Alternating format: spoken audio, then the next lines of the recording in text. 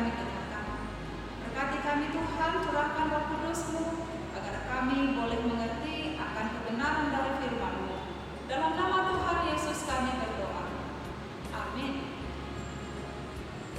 Firman Tuhan yang menjadi renungan bagi kita pada malam ini sesuai bacaan malam dalam Almanak HKBP, yaitu dari 1 Yohanes 1 ayat 5 hingga ayat 10 dan ayat pembimbing renungan ayat 9. Begini firman Tuhan. Jika kita mengaku dosa kita, maka Ia adalah setia dan adil, sehingga Ia akan mengampuni segala dosa kita dan menyucikan kita dari segala kejahatan. Demikian firman Tuhan. Tema renungan ini ada pengakuan, ada pengampunan. Sahabat renungan malam Shalom, tidak ada seorang pun manusia yang layak mengatakan dirinya adalah manusia yang tidak berdosa. Bahkan bayi yang baru lahir saja pun sudah berdosa. Bayi yang belum tahu apa-apa, belum tahu melakukan apa-apa, mana mungkin seorang bayi dapat berbuat dosa? Firman Tuhan dalam Rom 3 ayat 23 mengatakan, karena semua orang telah berbuat dosa dan telah kehilangan kemuliaan Allah. Karena semua orang telah berbuat dosa dan telah kehilangan kemuliaan Allah. Bayi yang adalah manusia atau termasuk orang, maka bayi yang baru lahir pun telah berdosa. Semua orang telah berbuat dosa. Orang yang berbuat dosa adalah melanggar hukum Allah, sebab dosa adalah pelanggaran hukum Allah. Pelanggaran yang dibuat oleh manusia terhadap perintah Allah, baik itu melalui pikiran, melalui perkataan, dan juga melalui perbuatan. Manusia tidak dapat membela diri dan mengatakan bahwa dirinya tidak berdosa jika apa yang dilakukannya tidak merugikan orang lain.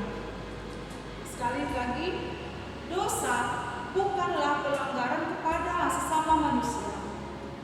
Dosa bukan berarti perbuatan yang hanya merugikan orang lain, tetapi dosa adalah pelanggaran terhadap Tuhan, pelanggaran terhadap sifat-sifat Tuhan, di mana Tuhan adalah kudus dan suci.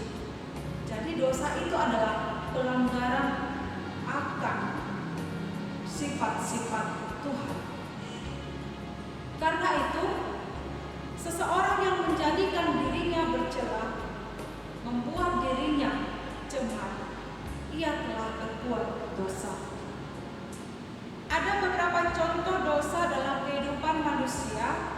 Yang pertama adalah pemberontakan. Pemberontakan yang dimaksud adalah melawan Allah, mengarah kepada ketidaktaatan terhadap kehendak dan rencana Allah. Berontak berarti tidak taat kepada kehendak Allah. Yang kedua, dosa penyembahan berhala. Yang dimaksud dosa penyembahan berhala adalah di mana sesuatu dijadikan hal yang utama, di mana sesuatu itu dijadikan yang paling penting, yang paling bermakna dalam hidupnya daripada Tuhan. Penyembahan berhala adalah seseorang yang memalingkan diri dari Allah dan mengutamakan hal-hal yang bersifat lahiriah. Apakah itu pekerjaan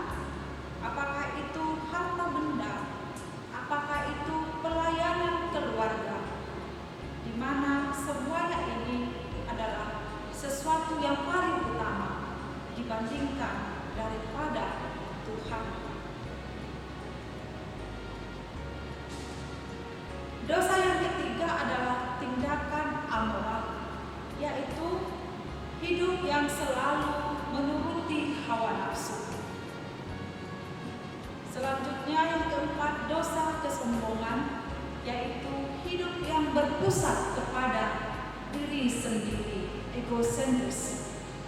Dan dosa yang kelima adalah dosa karena ketidakpercayaan atau tidak percaya, yaitu hidup yang tidak percaya kepada kuasa Allah. Dan yang keenam, dosa perbuatan daging, yaitu hidup tanpa penguasaan diri, hidup sebebas-bebasnya tanpa ada batasan yang sesuai dengan kehendak Tuhan.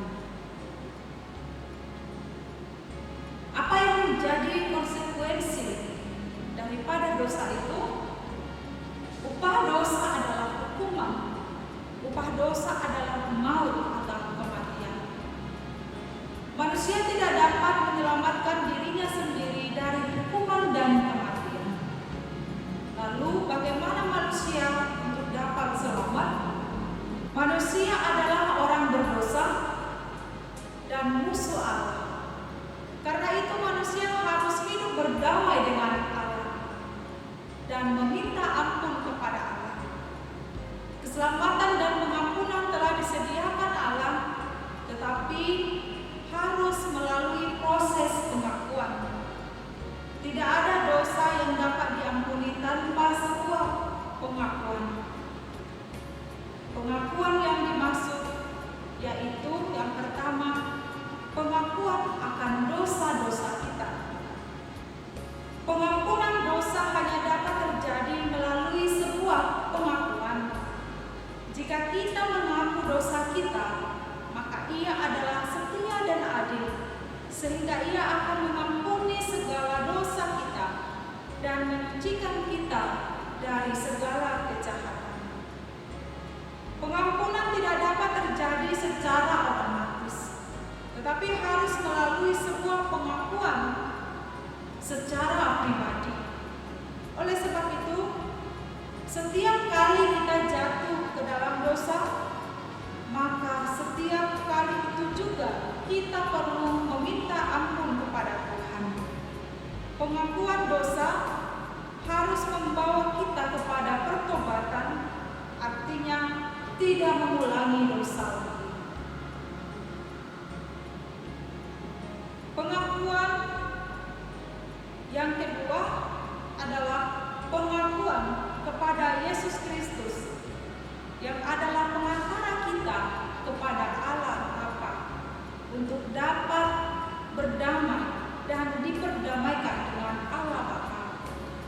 Yesuslah yang menjadi pendamaian atas dosa kita melalui pengorbanannya dan dengan darahnya yang menyucikan kita dari dosa, sehingga kita beroleh pengampunan dan keselamatan. Mengaku bahwa Yesus adalah Tuhan dan Juru Selamat dan menjadikan Dia Tuhan dalam setiap kehidupan kita, setiap perjalanan kehidupan kita. Maka sahabat renungan malam Shalom, ketika kita menyadari jika pada saat ini kita telah melakukan dosa, jatuh ke dalam dosa, berbuat dosa, kita memohon ampun kepada Tuhan melalui pengakuan kita, adanya kesadaran dalam diri kita, sehingga kita beroleh pengampunan serta keselamatan yang dari Tuhan. Amin. Mari kita berdoa. Terima kasih Tuhan yang telah menyediakan kami keselamatan dari dosa-dosa kami, sehingga kami tidak dihukum dan tidak jatuh kepada penghakiman. Demikian juga Tuhan, ketika kami berada jatuh